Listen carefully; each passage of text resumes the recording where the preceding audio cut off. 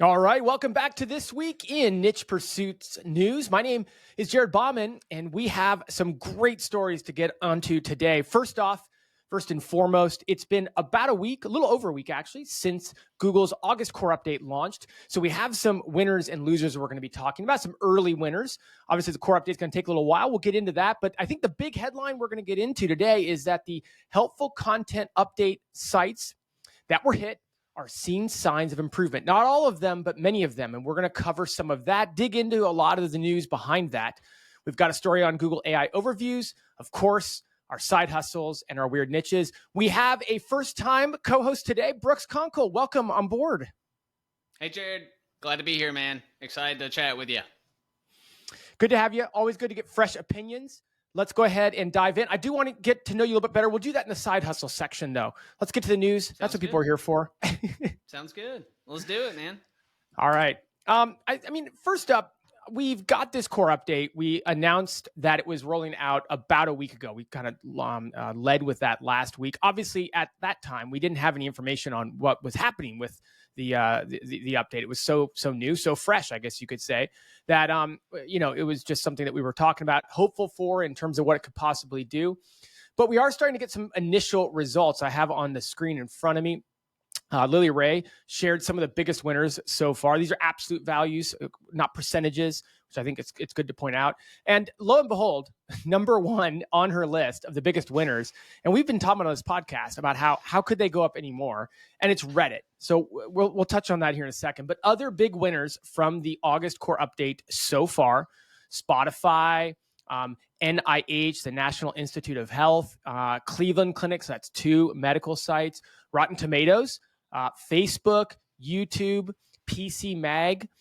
These are some of the big ones that are winning so far. All of those are obviously the big sites. So when you look at absolute values, they're going to be the ones, bigger sites are going to show bigger gains. There are lots of smaller sites winning, which we'll talk about here in a second. I think on that Reddit note, here's another tweet that shows the visibility graph for Reddit. And I mean, it's insane. Like, we keep saying that it's going off the actual chart, and they're having to make new charts every single time an update happens because Reddit continues to grow. Brooks, we haven't heard any of your thoughts on this whole Reddit saga, if you will, and the fact that now, again, they are growing in this core update. Jared, when I saw this image right here that you have on the screen, I kind of like pushed back to my chair earlier when I saw it. It reminds me literally of climbing Mount Everest. That little letter A down there is like the Everest base camp, which takes I think a day to like get to. And then basically that's the tallest peak in the world, is what it looks like up and to the right, like insane. Yeah, it's wild. I mean, obviously Google did the deal with Reddit. Obviously Reddit's on every deadgum, like literally every search result I think has a Reddit. I mean, maybe there's a few that don't have one.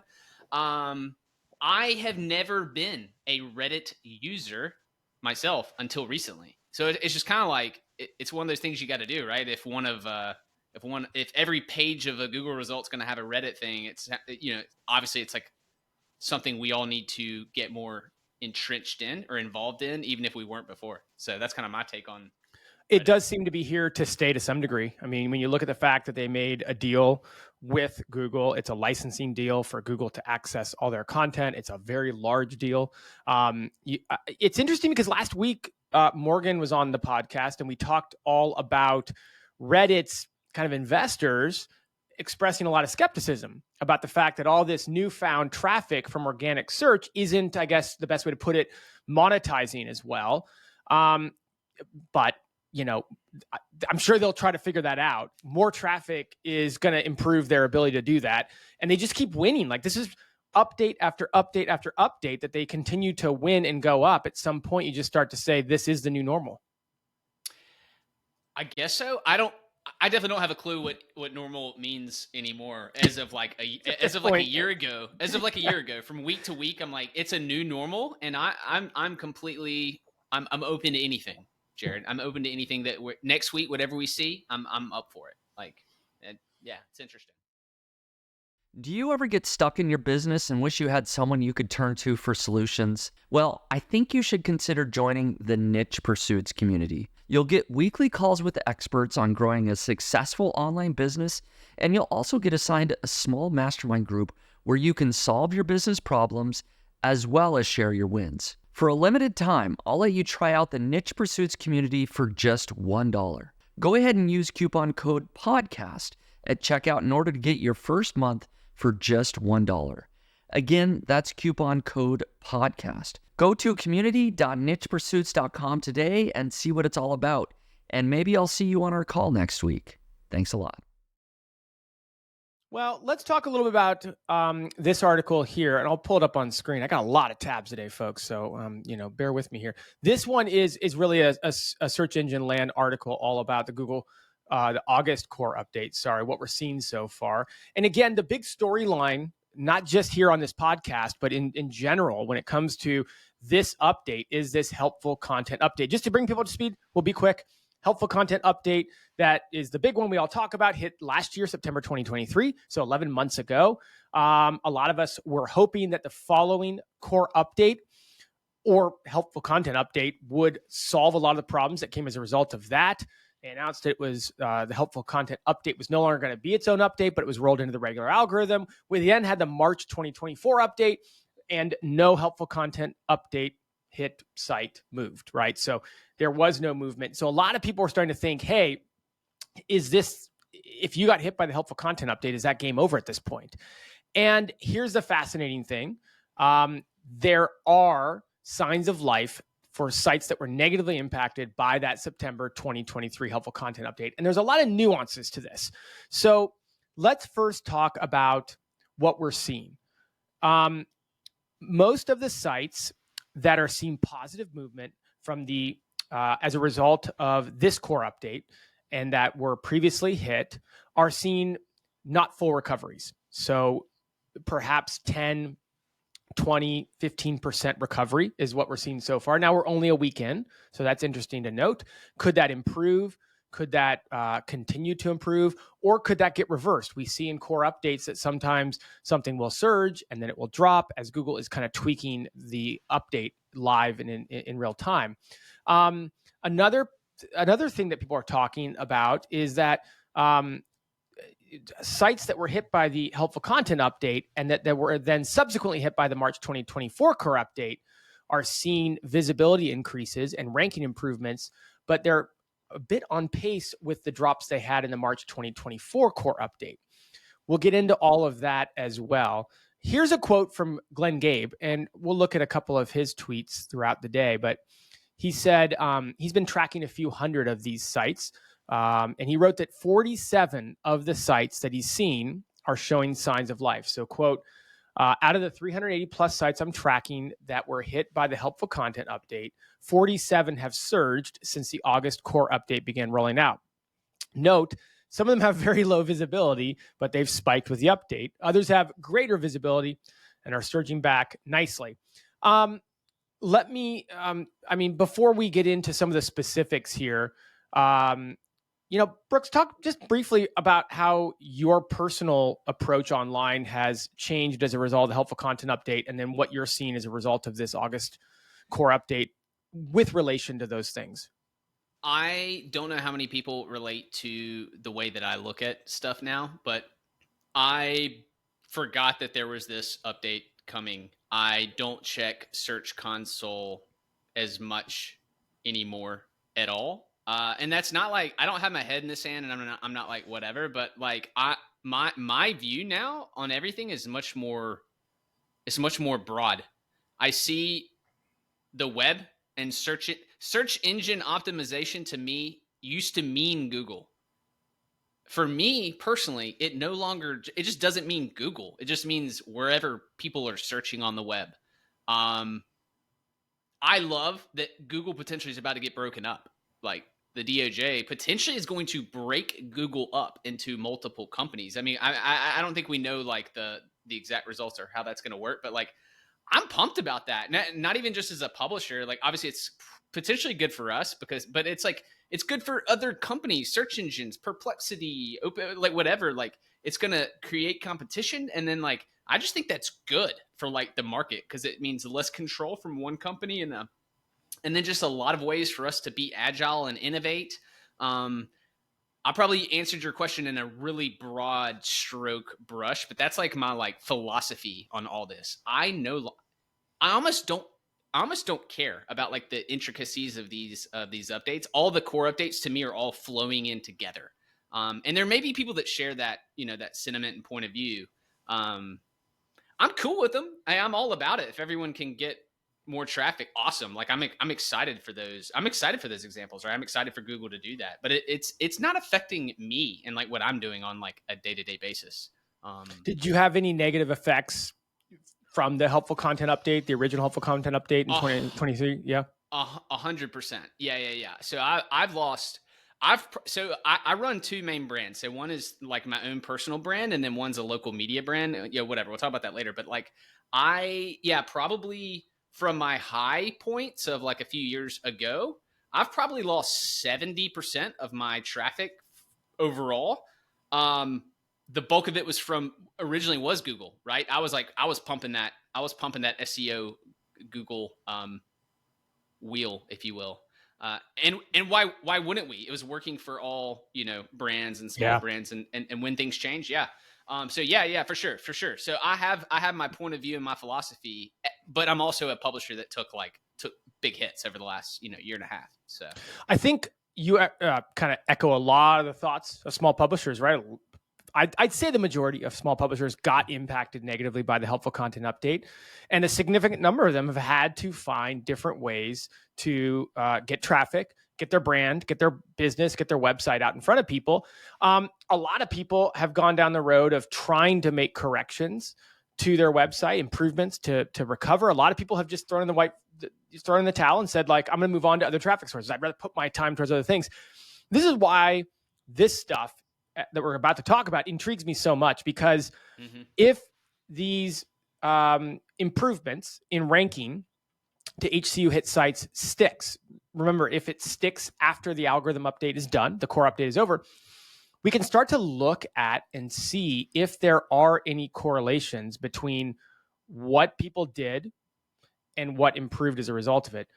Now, I will say I'm not getting my hopes up, because we couldn't really find many correlations between why sites dropped in the HCU. There were a lot of theories.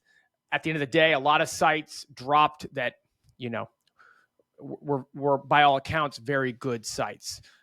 We'll touch on a couple of those today. We're going to look directly at how some of the examples that have been given, Retro Dodo, House Fresh. We're going to look at a couple of those.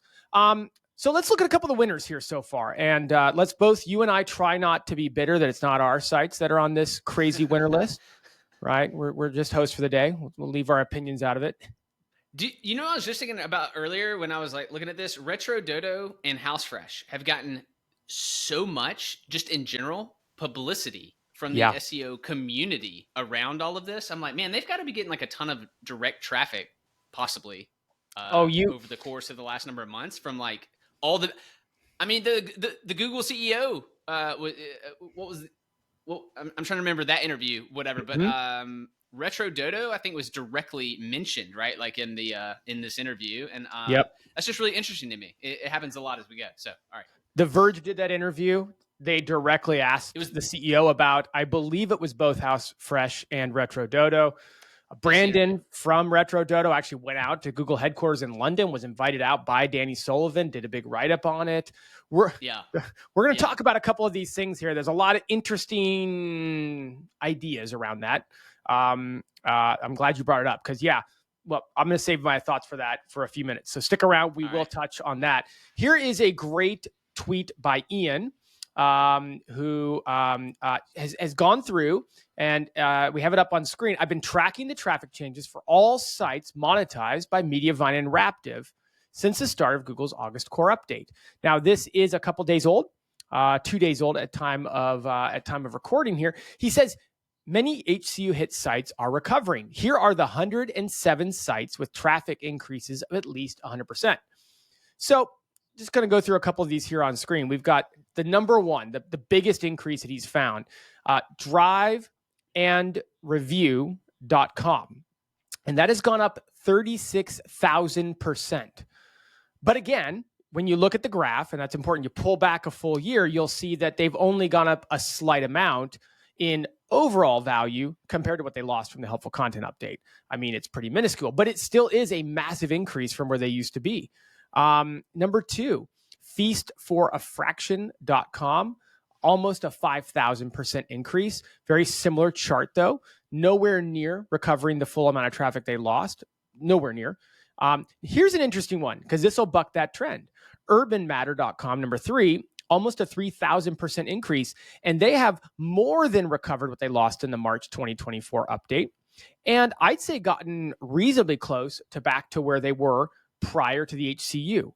If we're looking at this graph here, I'd say they've recovered 80% of their traffic, according to what Ahrefs is showing here. Just to round out the top 5, you've got Explore, what is that? ExploreNowOrNever.com. ExploreNowOrNever.com. There we go. Sorry. Now or never. Got it. Yeah. I know. It's a word puzzle. I should have pulled these up before I read them. ExploreNowOrNever.com, 2,300% increase. Although looking like the other ones we talked about, nowhere near full recovery from the HCU. And then we've got another one that looks like Urban Matter, baconbacon.com.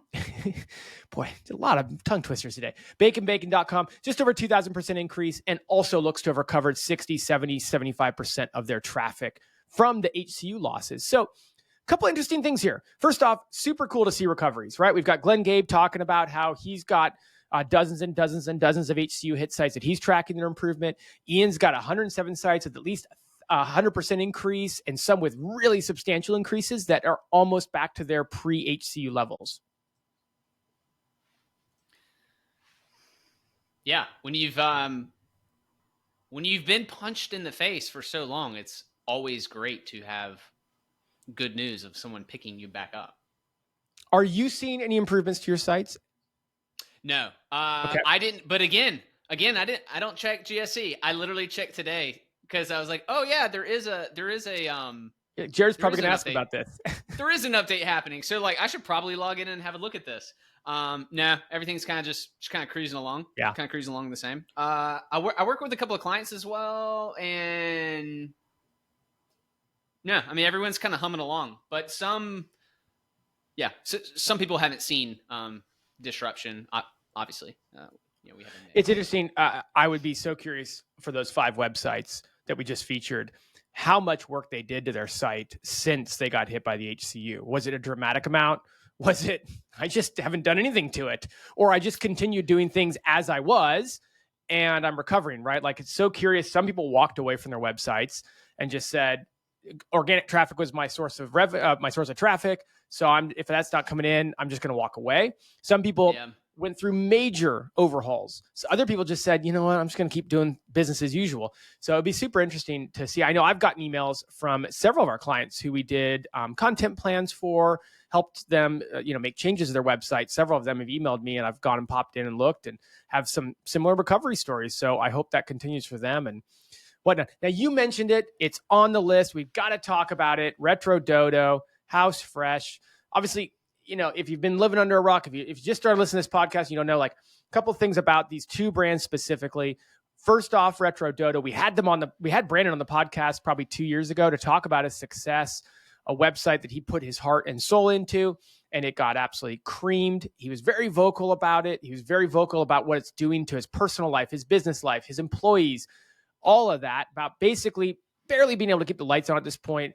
Google definitely took notice. He was called out, mentioned in interviews by the CEO, by Danny Sullivan. We've also got House Fresh, who went about it a little bit differently, but much the same way. Just wrote this huge article that we featured about much less of an emotional plea and much more of a data-driven plea, a data-driven example about why their results aren't showing, and the results that are now showing are worse, are not good, and not helpful. And they've been also a feature. So should we kind of check in and see how they're doing? Cat's kind of out of the bag. You mentioned it, but let's go ahead and look at it here.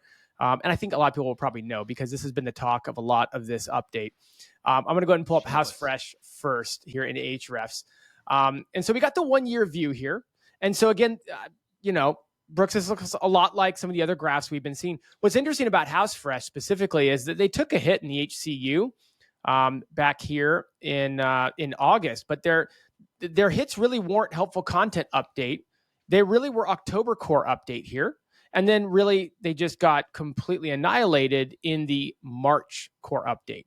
And so House Fresh has become this example, but when you look at it, they really weren't that impacted by that September, the September helpful content update. So that's one thing to point out, but then, they are improving. If we zoom in on a 1 month view, you can see that they've gone from an expected organic traffic of only 1,692 prior to the update up to 10,604. So that's like a 500% increase in terms of estimated organic traffic. Exactly. Yeah, on all these, it's kind of crazy to see in the short term. We just showed on all these tweets too from the previous brands. Interesting to see, like in the short term, you see that buck up increase, and you're like, oh wow. And but when you zoom out for the majority of them, it's pretty interesting because you're like, oh, that's a big increase, but you're way down from previous. For the majority of these brands, it's just kind of interesting when you look at the big picture versus like short term. But up is good, man. Up and to the right. I'm excited for any brand. Up and to the right. Always good. I mean, by all accounts, they do make good content. I mean, I haven't studied all their stuff, but certainly some of the articles we were featuring on the podcast when that article they wrote broke were pretty darn good, So I agree with you. Yeah. I mean, if we can just if we can get good content to rank again, people that actually are experts in their niche, people that actually are trying to put out good content, AI assisted, not whatever, like we can just leave all that out of it, but just good content to rank. Like, I think that's all anybody's really actually asking for. If you're going to move the goalposts, at least make it so there's still goalposts in the field. Like, we got to at least have something we can aim for. It felt like the goalposts were just like removed from the field and we were trying to score without any goalposts. And so at least if we can get the goalposts back in the field, even if they're a long ways away, I think that's to some degree all we're asking. Totally, man. Let's go over to Retro Dodo here, retrododo.com. And again, a much different graph, really. You can see that Retro Dodo will look, here's the 1 year look. And again, folks, you're looking, I'll just pull all this stuff off actually here. You're looking at the, so this is 12 months that we're looking at? Is 12 months 12 months? Okay. 12 months. I should have listened on the previous one. Sorry, guys. I now just have isolated organic traffic, so super easy to see. So we see a little bit of a different story here. We can see the telltale signs of dropping on the 15th of September, or around there, right? 12th, 15th, 18th. That's when the helpful content update really kicked in. But again, it was not a big drop. It was a gradual drop. And then we had the October core update come in. And then we also had updates in November and December. And so it's just kind of this gradual, steep but gradual slide down all the way through the end of the year. And then we hit the core update in March that continued that. And so there's kind of this theory going around. I think I've seen Marie Haynes talk about it. I don't have it up directly, so if I'm misquoting her, I apologize. But I know that she was talking about how something she's seen is that in reality, a lot of the sites she's looked at that are getting these improvements that were correlating to helpful content update hit sites, a lot of those sites are actually showing signs that they're just regaining traffic they lost from the March core update. Now, we saw a lot of similarities to helpful content update hit sites losing traffic also in March. And so there's this interesting correlation that maybe they're just getting back the traffic from March. And so maybe this core update actually has nothing to do with helpful content update. It's just reversing some of the things that were happening in the March core update. I don't have a clue. Is there a way for us to actually know that? And some like, it's exciting to talk about, right? It's exciting to be like, oh, this is what's happening. Do you ever wonder, like, should we even worry about it? Like, are we focusing on the right things? And I don't know the answer there. I'm just kind of curious. Like, if we don't know, is it worth spending tons of time on? Should we you know what I mean? Like what's your take on that? Well, I mean, I remember Google core updates of old where we would quickly be able to determine, well, the really old ones, they would actually tell us what they were updating. They would be like, this is Panda. This is Penguin. We are targeting, spammy backlinks. We are targeting low, thin content. We are, and then we moved into an era where there were core updates, but they were very easy for us to kind of figure out what was going on. You could kind of plainly see that longer content was winning. Remember that whole long content thing we went through for a couple of years? And so we could kind of pick it up. Lately, I mean, yes, there are drivers, but lately it's like, oh, Mayo Clinic went up, then they went down, then they went up, then they went down. Like, why? Well, I don't, so I think it's a lot harder to determine what these core updates are really doing. There's so much that's going on. They've talked about how they're doing that on purpose at different points to try to make sure that we can't, isolate exactly what it looks like to rank better. I mean, do we care? Do I answer that with my client-facing hat on? Because I think for a business, it's my job to care and understand what impacts my local businesses, rankings, what changes happened for a company like a SaaS. I'll say personally, after the helpful content update, and like I referenced earlier, the goalpost just completely disappearing from the field, I care a lot less about these darn things. I certainly don't check GSC or GA very often anymore with my own personal sites, but I do for my clients and stuff. So I guess I would answer that in two different ways. Yeah, no, that's a really good point. Depending on what point of view are you coming from? Who are you? Is it weird that there's a piece of me that actually feels bad for Google? Like I feel like not bad, like I really care, but I don't feel like Google owes any of us a thing. They're a business like any other. They're making money. They're doing their thing. Now they've kind of blindsided people, right? That's what they've done over the last, obviously plenty of irate publishers because of they flipped a switch. They flipped a switch. Granted, AI itself kind of flipped the switch on the entire industry. And that was November 2022, really, where that started. Yeah, AI. I mean, Google's known about AI for a long time. They have that voice chatbot long before the invention of that. But I think when that fire, I'm gonna call it fire, when the fire got into the hands of publishers like AI, oh wow, we can click and then you have thousands of articles coming in, rushing Google's SERP. And I know we've you guys have talked about this on the podcast. It's that's the little piece that I almost feel like. That's the one little piece I almost feel bad for Google about. They're like my big buddy that lifts weights and he's so big and he can't put his arms down and he's walking around like this, and I almost feel bad for him. I'm like, dude, man, I have to pick up this thing off the shelf for you because you can't get it or whatever. That's kind of the way I feel about them, and I feel like I'm also pumped about disruption though. I don't think Google's going anywhere. They're not going to disappear, but they're not going to have 99% of the market share anymore. So I'm excited about that part. Personally. The fun part about hosting this podcast is that I get to have two different people on 2 weeks in a row that have very different opinions about Google. I'll say Morgan last week was a lot more critical about Google than you are. I get where you're coming from, though. They're a victim of their own success, certainly. And, with all that goes into an algorithm nowadays, we've talked long and hard about how much do these updates even reflect exactly what they're trying to accomplish. It's so big. It's such a big algorithm. It's such a big company. I'm sorry. Go ahead. I was just going to say, we got to button it up on this topic, get one more topic in before we finish the news. But I think in summary, so many bigger questions about where search is going. So many bigger questions as it relates to AI in search. So many bigger questions about how it relates to small publishers. But today, we got to put a flag in the ground and celebrate that there are a good number of helpful content update hit sites recovering. There are a good number of what we would call content sites that are showing signs of recovery. Do we know what they did yet? No. Do we know if they did anything yet? No. Do we know if it's haphazard and random, which ones are recovering and which ones aren't yet? No. But I think for today, let's put a flag in the ground. Let's call this a win. This is a win. HCU sites are coming back, and let's keep tracking it. We've got a couple more weeks of this update, and we'll keep checking on this week by week. Heck yeah. A win's a win, man. Got to take the W's because we sure have been taking a lot of L's lately. Yeah, take the dub, man. When you can get it, take it. Yeah, totally.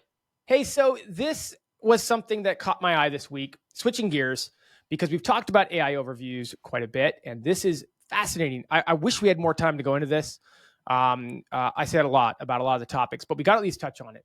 And it's this idea of Google AI overviews and where they are pulling their results from to make up the AI overview. Now, again, we started with SGE, Search Generative Experience. We moved to AI overviews when they went official or live with that. I believe that was May 2024. There was a huge debacle when they released AI overviews that were showing up in 85 or so percent of all search results. They had so many problems. They pulled it back to, I believe, sub 10%, yada, yada, yada. Well, one of the big things that people were always wondering is, we like to optimize for the featured snippet. We obviously like to optimize to be in the top 1, 2, or 3 spots in Google organic search. Well, how do you get into the AI overviews, especially now they have links in them, right? And what a lot of people are finding is that AI overviews was pulling from content that didn't rank on the first page of Google, and sometimes didn't even rank, literally didn't even rank. And so here's a new study that came out, and I'll just read it. The new data that was shared on LinkedIn by Mark Trefagan, I hope I'm saying that right, VP of Product Marketing and Training at SEO Clarity. This new data basically is saying that the sources cited in Google AI overviews now match one or more of the web pages from the top 10 Google organic search results 99.5% of the time. And so that was a little confusing. What that means is that, similar to the featured snippet, if you will, Google's pulling high-ranking results to get into the AI overviews. Now, previously, this wasn't the case. I believe that there is let's see here. In January, the sources appearing in SGE were different from the top 10 Google organic search results, an incredible 93.8% of the time. So we basically, in 6, 7, 8 months, went from 94% of the AI overview results not being from top ranking content to now almost 100% of the results in AI overviews being from top first page ranking content. That's a lot to kind of get mind around. It's a big flip, right? It's a huge flip, right? It's a huge flip, yeah. I mean, I'll ask you this, Brooks. Like, how much are you using what you see in AI overviews? How much are you clicking through? How much are you believing it? Do you question its authenticity? Like, I'm just curious for you as just a person, a user of the internet, where are you at with AI overviews? I wouldn't say it's a belief or not belief. I mean, I'm seeing what they're changing over time. I, as a user, am probably only using Google a third of the time now. This morning, I had a conversation in voice chat with ChatGPT and literally fixed my AC. I trusted a large language model that's like just has all this information just to have that chat. I shouldn't say that. It didn't fix my AC, but I got an idea from that one source, and then I can dig into another source. I'm also using Perplexity, right? So like, and what I think Google's kind of done on the AI overviews, it looks like they've like more perplexified it a little bit. Good. Like yeah, I agree. With the information and the drop down. Like today was the first time I realized, they have these little drop down links where you have to go to the source. And I feel like they're constantly evolving that. Like clearly Google sees what Perplexity's doing, and tons of people are talking about how amazing Perplexity is. And, oh, wow, if Google was just like this. And so maybe Google will keep getting it right. But yeah, obviously all the examples of like, hey, but whatever, put glue in your pizza and stuff was like really dumb, that Google did in the overviews. But I am kind of rolling through that information and I continue on, right? So I may glance at it, give it a glance, but then continue on, and I click and read whatever I feel I need to read as a user. And that's how I use it. But I think for me, the biggest thing is that a smaller portion of my time is going to Google as a consumer. It's interesting. It's fascinating. We talk like at least once a quarter about are people continuing to utilize Google as their search engine. The numbers still seem to point to most people using it. Mm-hmm. I'm even curious, like AI overviews, how many people just don't even realize it's different than featured snippets? It looks so similar. It acts so similar. It now pulls from the same types of content. It's just, I wonder if they're just kind of making it look like more and more they're making it look like a featured snippet used to be. And if the general user is like, I don't know, what's changed? We forget, man. Like Jared, I think we forget that we're these like weirdos that are in this like we're looking at the Google search engine in a completely different light than your average person that's like trying to get some information. You know what I mean? I think they're just like, they look at it. If it's helpful, great. Look, this is gonna be unpopular. If Reddit continues to, it's gonna stay in there if it's helpful and good. If people hate it, they're gonna leave. They're gonna use something else. They're gonna use something different. And that's where I'm like, I'm just like a capitalist point of view. I'm like, hey man, if it works for them, that's fine. And so I see AI in that same way. I feel like, they're tracking all the data, and like I feel like the majority of users are completely fine with it. If it's helpful, then they use it, they click through, whatever. So that's my thoughts. Well, most people are saying this article we're talking about, this new finding, is good news for SEOs, because we're all kind of scratching our heads about if ranking, if getting our content into AI overviews, if that's what we want to do, and if the way to get in it is not by ranking your article higher, but by somehow some other set of criteria that we don't know and understand, that's going to make it very challenging, because the set of actions you would need to take to get your content in AI overviews would then look very different than what it would look like to get it organically ranking. But now it appears, for now, this could change, but for now, based on this study, it looks like the same set of criteria that you use to rank number 1 on Google, you would also use to get in the AI overviews. That makes life a little easier. And that is why the SEO industry will always be there. It's about how can you optimize for a search engine. And in this particular example, you're talking about Google and the AI overview, but it could be whatever, right? As an SEO professional person, whatever. So yeah, exactly. You're right. Today, that's the rule. And that could change in the future of how you do that. Exactly. And that's also why I have a job as a podcast host, because this stuff changes so doggone much. That's it, man. You're gonna have new content every week. That's for sure. Yeah, you're gonna have new stuff, man. Guy, I don't really worry about the news not happening in this industry. That's right. I only worry that we're not talking about it enough on here. Is once a week enough? But hey everyone, Spencer here, founder of Niche Pursuits. Are you adding a new internal link pointing to each article you publish? You should be. Ever find it time-consuming and a bit overwhelming? Remembering what content you published and deciding which anchor text to use can be a real headache. What if there was a better way? Well, that's exactly why I created Link Whisper. Simply click Add Inbound Internal Links, and Link Whisper will scan your site in seconds and suggest the most relevant links with appropriate anchor text for your new article. Now simply check the box next to the internal links you want to add, and Link Whisper will add these links for you. No need to go into each article, edit, and add the link. It's already done. No more manual internal link building or guesswork. Just efficient, accurate linking that saves you time and improves your SEO. Transform your content strategy with Link Whisper. Start linking smarter, not harder. Use the coupon code PODCAST for $15 off. Head over to linkwhisper.com and use coupon code PODCAST to get $15 off. It's probably a good time for us to move on to side hustles and talk about our side hustles. Before we do that, let me turn it over to you. Tell us a little bit about yourself. The audience might not know much about you. If you're in the community, you know Brooks, but the Niche Pursuits community. But beyond that, give us 30, 45, 60 seconds on yourself. Sure. I'll give you maybe even shorter than that. I feel like the best way to describe myself for the last year, I've been saying, you know what? I'm kind of like a full-time side hustler.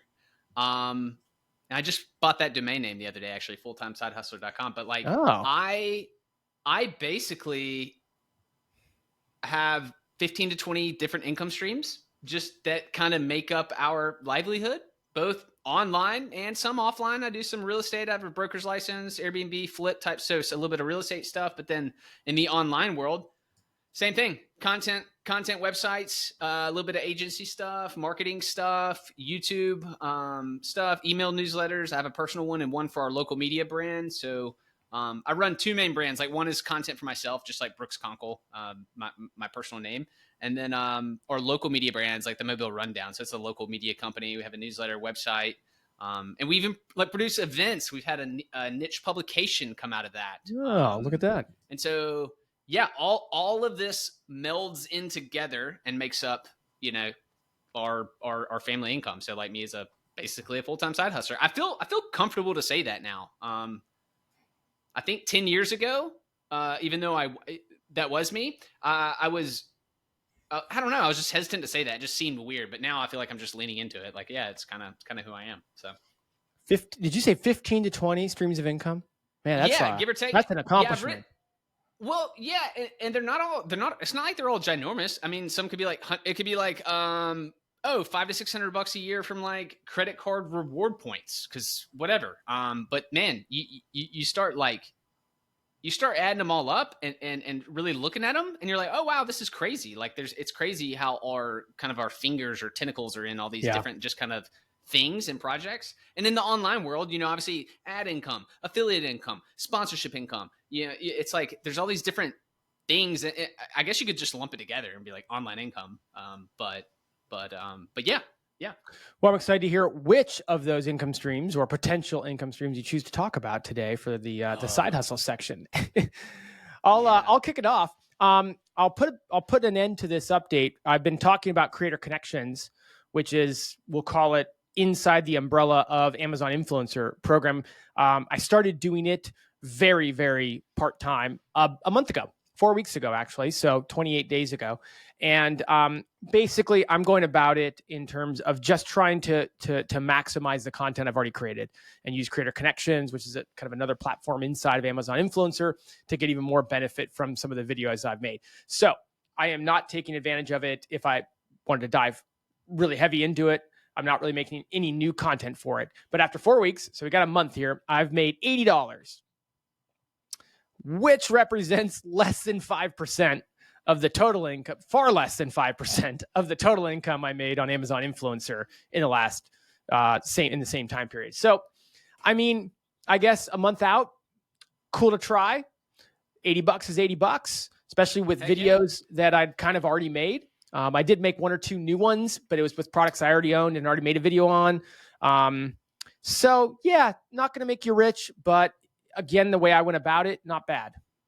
That's what I was going to ask you, that if you use the exact same videos from the influencer program and just like click the button and like connected it, or if you did new ones. So I did. I read the brand will say what they want, and they'll say, here's what we want out of the video. And so then I was like, oh, cool. Like for most of my videos, I did that. They're like, we want you to demo the product. I'm like, I demoed it. And they're like, we want you to talk about your favorite features about it. I'm like, I did that. So some videos I was just able to totally submit. Others, they were like, we want you to do this. And I hadn't done the video. So I just quickly got it out, did another quick video just for that purpose, and then submitted that. Got it. You read the instructions. That's brilliant. I actually read I know.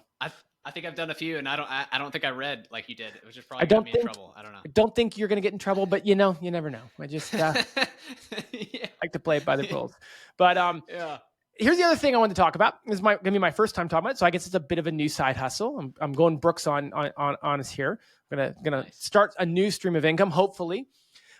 So I, again, in the vein of trying to take something I'm already doing and make income from it in multiple places. So we just talked about that with Creator Connections. That was the goal.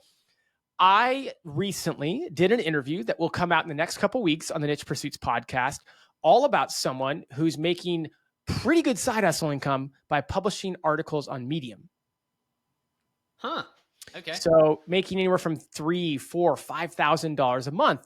And so I have the luxury of, I've already done the interview, so I get a little sneak peek to this. And it really got my mind going. And where it really got my mind going is that a lot of the content that I write each week and send out in the Weekend Growth newsletter would very possibly do really well on Medium. And so what I did is I took a lot that I learned from this podcast interview, which you will all get to listen to very soon. Cool. And I took this week's newsletter that I sent for Weekend Growth, and I retweaked it just a little bit, not much. Very similar to that Creator Connection. I just changed the title. I changed a couple headlines, did a better intro, better conclusion, and I published it on Medium today. And so again, the concept is that over time, publishing my newsletter on Medium, some of those will get views. And when you get views, since it's a paid community, you get paid for it. That's it in a nutshell. So I did my first one. I think I might go back and publish on Medium some of my older newsletters, because I've been sending newsletters for almost 18 months now, and then also get in the cadence of publishing my future newsletters on Medium and see if I can turn this into another viable income stream from this Weekend Growth newsletter. I think it's a great idea. It's the future of the web, man. It's web. So like not SEO, like webo, man, web optimization. We have to optimize for the web. And that's kind of like, that's what you're doing. That new idea is, and you're using like current content to go and do that, which I think it's great. That's awesome. We'll see. I mean, again, the interview sure made it sound like this is a brilliant idea. Whether or not I actually pull it off well, we'll see about that. I did sign up for like the $5 a month Medium subscription as well. So I'm kind of excited to start, like, I don't know. I downloaded the app. I'll start kind of using it and see if I kind of try to learn what Medium users or readers want. I think that'll help over time. My first article probably will go nowhere because I don't really know what the platform exactly is looking for. But yeah, I'm excited to learn about it. I think it's a good avenue for publishers and content creators. Do you have a certain number that you're going to force yourself to create, like a certain number of articles where you're like, I'm not stopping until I do X? Do you have that, or not necessarily? I didn't define it. I'll say that in my mind, I'm thinking 20 or 30 is what I would give for an initial run. And again, cool. I think there's at least 10 or 15 previous newsletters I've sent that probably fit Medium pretty well. Some are like, hey, here's what's going on in the Google Core update. And like, that isn't relevant anymore. Right. Yeah. Many of them are like just about really good topics that people on Medium would enjoy. So I think I can get 10 to 15 published over the next couple of weeks just from past newsletters, and then going forward, some of my future newsletters. So probably 20 to 30. That's what I'm thinking. Nice. Yeah, I'm excited to hear some updates on that. I'm excited to hear that the interview that you do with that for that information. So, it is. Yeah, I mean, I've heard a lot of cool things about Medium. Yeah, it's a couple weeks away, so definitely tune to that one. Sorry to tease. I end up doing that a lot on here because I do these interviews and then they get me excited, and I start doing it. But I'm ahead of all of you guys by a week or 2 or 3 or 4, whatever it is. So coming soon. You've already had the chat, and it's coming out. You're like, I know, but you guys don't know yet. I know. Well, what can I say?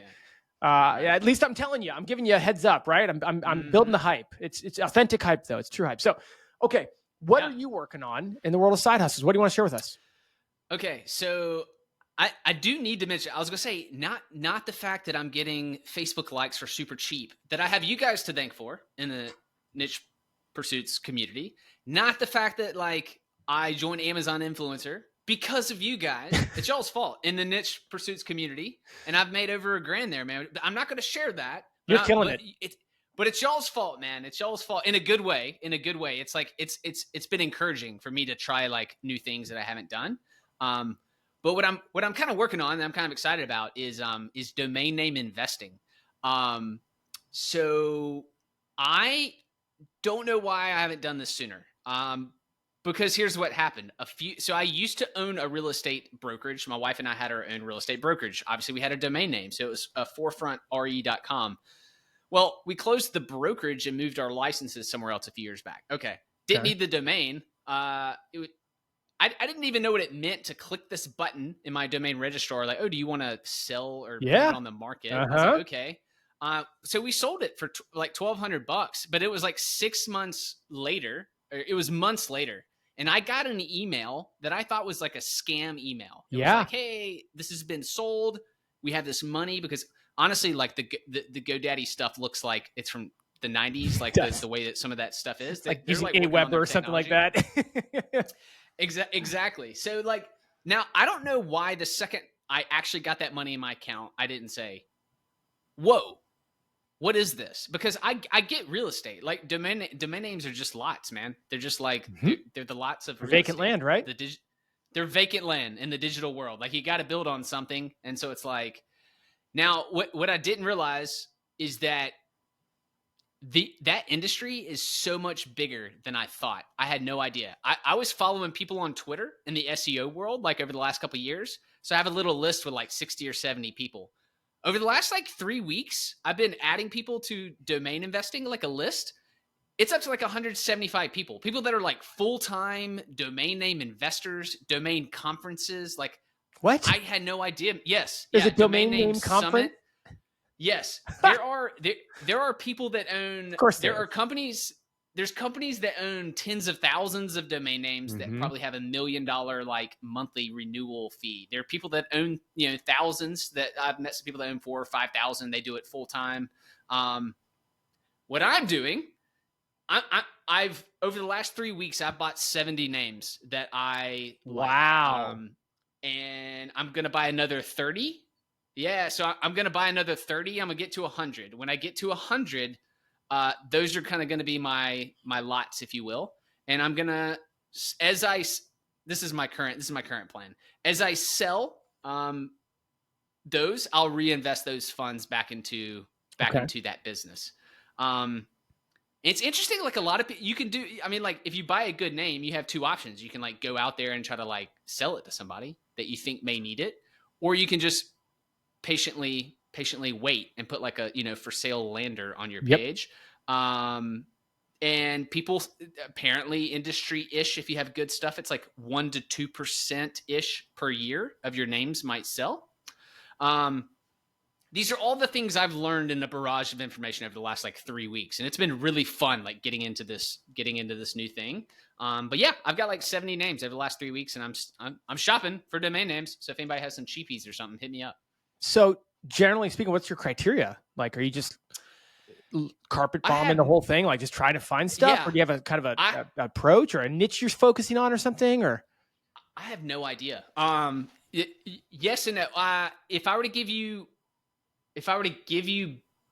criteria, the main criteria right now, 99% of the names are .coms. Yep. They're called TLDs, top level domains, like so dot whatever. I didn't even realize, like I knew there were a bunch, but I didn't realize that there are like hundreds. There may even be 1,000 now. Like they keep getting introduced, these TLDs. So like there are literally combinations out there in the world. You could probably register 1 billion potential domains. It's crazy. So my criteria is .com. I like names that are that could be. I was going to try to go and just like literally just like look at some of my names, just kind of shout them out. I like names that could be used like potentially for a business. Like, so for example, I own pillarbuilders.com, which I think is like a pretty great name for a building company, a construction company. That's an example. Propoolbuilders.com. I own, it's an example that I own. I think that would make a good pool company name, right? So I've spent a ton of my time like digging into what I think would be like cool names. And then I have like a mix too, because some I bought some in things that I think are futuristic. So, maybe think AI or robotic type stuff. I'm trying to find stuff in that realm. And then just weird, like things that are also weird. So, Quirky Up. I own quirkyup.com. Nice. I'm just kind of scrolling through. I mean, it's just a weird one, right? Cribzip. Swolio.com. It's just kind of a funky brandable type domain. So I'm kind of spreading myself over these 100 to get to kind of see long term where I want to go. And I'm like, Jared, I don't know what I want to do with this long term. I don't know if I want to do it full time or just to be like an income stream. But I can tell you this: it's fun, and I love like trying new things. And this is kind of like my new exciting kind of a new income stream I'm testing out. It checks a lot of cool boxes. Obviously, super passive. Like, sounds like once you buy them, you just kind of wait. You wait and you wait and you wait, but you don't have to do a lot of work. And it does sound like once you sell them, maybe you don't sell many in a given year, but we know it doesn't take much to renew them. And we also know that it sounds like you're making a pretty penny when you sell one. So that's what I've done a lot of research on too. Like, I just yesterday, I was reading something from Name Bio or something. So their sister company owns like 70,000 domains, and on Twitter they were like, our studies showed that like it was like in the low 2000s that they would price domains that they thought were good. They're like our data showed that it didn't. If we priced below that, it didn't matter. It wouldn't sell any faster. So they're like, if you priced it at $500 or $900, they're like, you're just leaving money on the table. So they're like, your that makes sense. And so I'm just taking all this stuff that I'm learning, I'm just soaking it up like a sponge, and I'm just turning around and doing the exact same thing in my strategy. I'm like, these people have been doing this for like 15 years, so I'm like, man, I'm just trying to learn from all these people that are teaching. So, man, that is really cool. I want to obviously hear how this progresses over the coming year or so. So thank you for sharing that. That is a new one. We have not talked about that side hustle yet here on the podcast.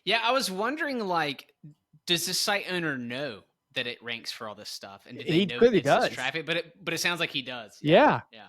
yeah, Yeah, I mean, I don't know if he realizes he could throw ads on it and make, I don't know, a couple yeah. $1,000s a month on that traffic. But he definitely knows he's ranking well because he kind of mentions it in his about page. Right. Yeah, so interesting. The people that do stuff and they may not even know how much traffic, and then like you were saying, I don't think they would know like what that traffic is worth. Like, I think if we could call this guy up and be like, hey, if you wanted to put some ads on here that wouldn't be too worrisome, you might can make a couple of extra, $1,000+ a month. I feel like a lot of people would be like, how do I do that? They just don't have a clue how to do it. Oh, I Like, totally agree. So cool.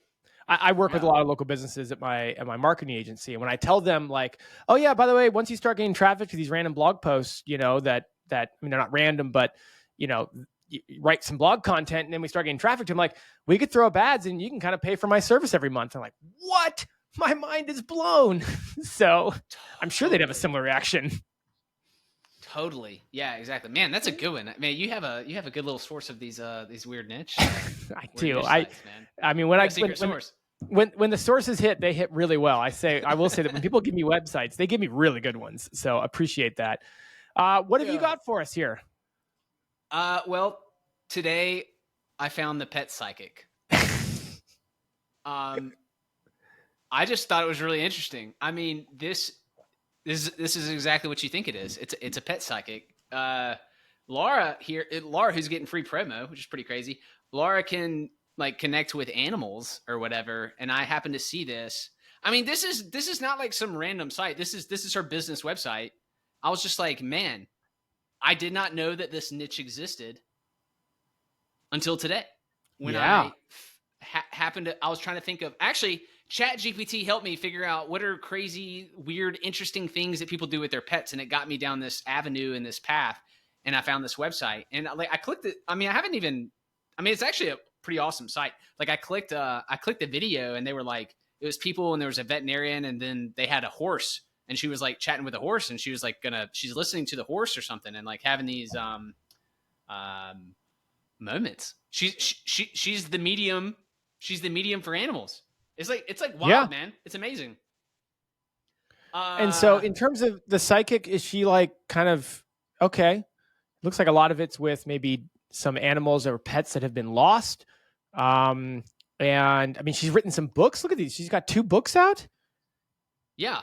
An industry I didn't know existed until today, which is kind of the beauty for me of this like whole idea of like, man, let me try to find something random that I had no idea was there. So she ranks number 1 apparently for psychic pets, like the term psychic pets. First of all, I didn't know anyone was searching psychic pets, but they are. Yeah, and she ranks top for that phrase. Pretty crazy. That is crazy. So she's got a featured story here on the TV show Animal Zone. Laura demonstrates her gift while talking with an old mare named Butterscotch. When Laura asks how Butterscotch is feeling, she tells Laura that things are okay, except for a loose tooth in her mouth. Later, when Dr. Charlie Liskey, the veterinarian, examines Butterscotch's mouth, he finds and removes a loose tooth. Crazy. The horse told her, man. So, like you said, it's a well-done site. Like, so many times we feature weird niches, and there's sites like I featured that, no offense to all8.com, but, it definitely was built quickly and hasn't been updated much. This is a good-looking site. It's just about a kind of a niche that, like you said, we could definitely classify as a weird niche. It's just interesting, right? It's just something I did, you didn't know existed, and I'm like, man, yeah, this totally qualifies. Even though obviously the site's great. This is her business website. I hope she gets a new customer because of our conversation. Someone that needs, their psychic pet or whatever. So, but we do have quite a bit of listeners here, so you never know. Business could abound here. Looks like her traffic is it's not terrible. I mean, she's a DR39. Makes sense if she's been featured, a lot of locations or something like that. She gets about 1,100 organic page views a month, kind of like you mentioned. Most of it is the homepage. Should get her to write some blog content. She could produce some blog content there about all this. That'd be very interesting. Hit her up. Hey, that's hit her up with your agency, man. Exactly. She knows who to call. Knows who to call. Let's see here. Yeah, and like you said, she's got a lot of good number 1 rankings. Smaller search volume, but people are searching for it. Look at that, boy. Best pet psychic. She ranks number 1 for that, even though it's a very small search term. She's it, man. People are looking. People are looking for their for a pet. See, I didn't know people were looking for that until today, which is the beauty of a weird niche. You know, people searching for stuff that you didn't know existed. Oh man, God, I can hang my hat on some of the things we've found here in this podcast over the year and a half we've been doing this news segment. Well, yeah. Brooks, that takes us to the end here. That hour flew by. Thank you for joining again. I feel like talking to an old familiar face. You're active in the niche pursuits community. And thank you for joining here with us to talk about the news. Appreciate it for everyone listening. We'll see you back here again next week. Have a great weekend. Good luck with the Google Core Update. Can't wait to hear more success stories. Hopefully, we'll get to share some of yours here on the podcast in the coming months and years as recoveries start to happen. That's my hope. But until then, have a great weekend, everyone. See you, Jared. Hey there, thanks so much for listening to the Niche Pursuits podcast. Did you know that Jared and I are members of a private group called the Niche Pursuits Community? And today I want to share with you how you can join for just $1. The Niche Pursuits Community is a private members area for niche online publishers to mastermind and grow their businesses together. We hold weekly calls live with experts where you can ask questions. These experts share tips on Amazon Influencer, Google Discover, building email newsletters, getting traffic from Facebook, and other strategies to grow your online business. You'll also be assigned a mastermind group of 4 or 5 other people in a similar stage in business as you. Dive deep into your business issues and get your problems solved. If you use coupon code PODCAST at checkout, you'll get your first month for just $1. Go ahead and give it a try. Come join me, Jared, and lots of other digital entrepreneurs inside my private group at community.nichepursuits.com. And be sure to use coupon code PODCAST. I'll see you on the inside.